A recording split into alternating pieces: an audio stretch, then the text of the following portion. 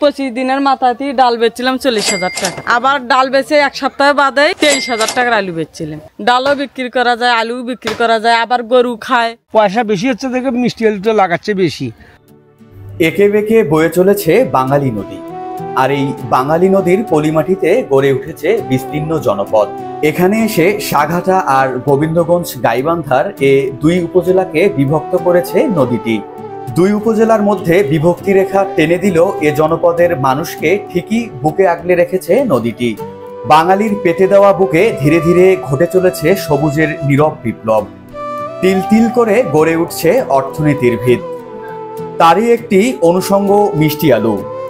মিষ্টি আলুর চাষাবাদের পর গাইবান্ধার সাঘাটার রামনগরের কৃষক সবুজের মতো এই অঞ্চলের কৃষকের চোখে মুখে যেন মিষ্টি হাসির ছাপ খুঁজে পাওয়া যায়। কিন্তু কেন?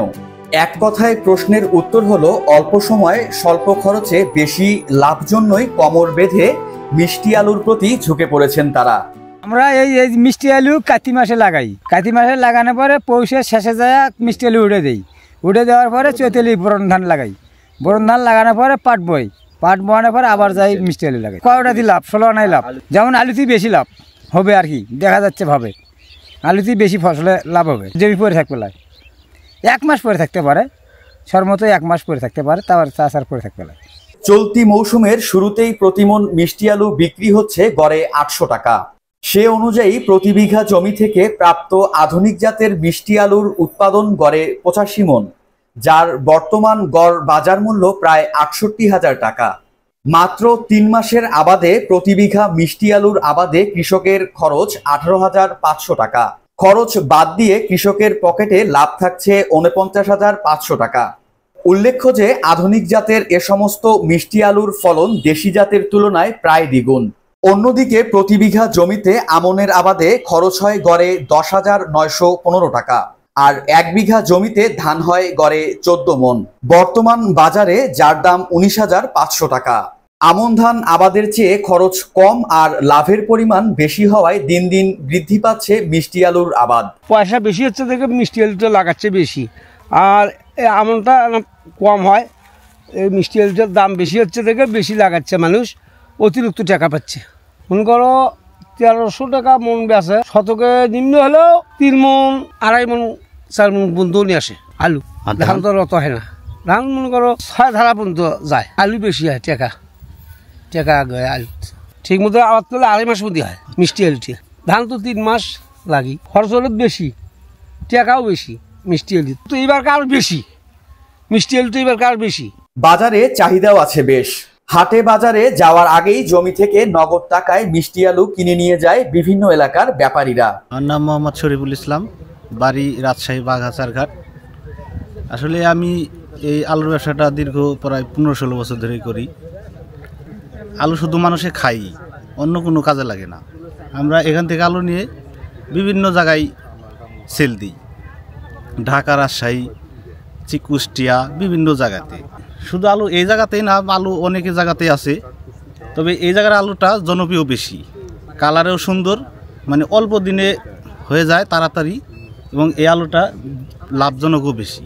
আমরা তো সাধারণত ট্রাক ভরে নিয়ে যাই, হলো 200 মণ, 250 মণ, 300 মণ, এগুলা জায়গায় জায়গায় নিয়ে হলো আড়তে নিয়ে বিক্রি করি। বিশেষ করে কারণ বাজার, যাত্রাবাড়ি, চৌরাস্তা, আমরা রংপুর, দিনাজপুর, চাপাই, রাজশাহী, কুষ্টিয়া, সব জায়গাতে আমরা সেল দিই। শুধু আড়তেই, এগুলা শুধু মানুষই খায় শেষ করে। এ তো গেল শুধু মিষ্টি আলুর গল্প। এর বাইরে বসতবাড়ির পাশে মিষ্টি আলুর লতা, ডাল উৎপাদন ও বিক্রি করেও ভালো আয় করছেন মহিলারা। সরজমিনে এলাকা পরিদর্শন ও কৃষকের সাথে কথা বলে জানা যায় যে এ কাজের সাথে মহিলারাও যুক্ত। প্রতি 10% জমি থেকে মিষ্টি আলুর লতা উৎপাদন ও বিক্রয় করে সর্বোচ্চ 20,000 টাকা পর্যন্ত আয় করেছে লতা উৎপাদনকারী কৃষানী। গত বছর এই যে মন করে আলুই লাগাছিলাম, এলে গনে মন করে 1 থেকে 20-25 দিনের মাথাতেই ডাল বেচছিলাম 40,000 টাকা। আবার ডাল বেচে এক সপ্তাহ বাদেই মন করে হলে আলু বেচছিলাম, হলে 25-23,000 টাকার আলু বেচছিলাম।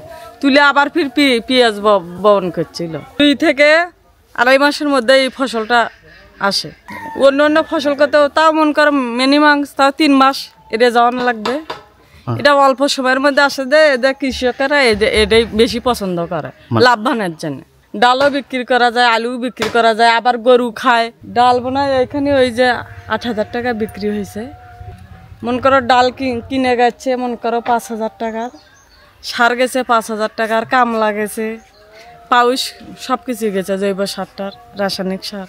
ফলন যদি দ্বিগুণ বাড়াতে আল্লাহ দেয় ইনশাল্লাহ ভালাই হবে। আর যদি কম হয় তা হালকা বাজার 1,000-1,000 টাকার মতন বেচা যাবে আলু। তাই নয় শুধু, জমি থেকে মিষ্টি আলু তোলার পর যে ডাল অবশিষ্ট থাকে সেই ডাল ব্যবহার হয় গোখাদ্য হিসেবে। পুষ্টিকর এই মিষ্টি আলুর ডাল খেয়ে হৃষ্টপুষ্ট হচ্ছে গবাদি পশু। দুধ ও মাংস বৃদ্ধি পাওয়ায় পরোক্ষভাবে অর্থনীতিতে গুরুত্বপূর্ণ ভূমিকা রাখছে মিষ্টি আলুর ডাল।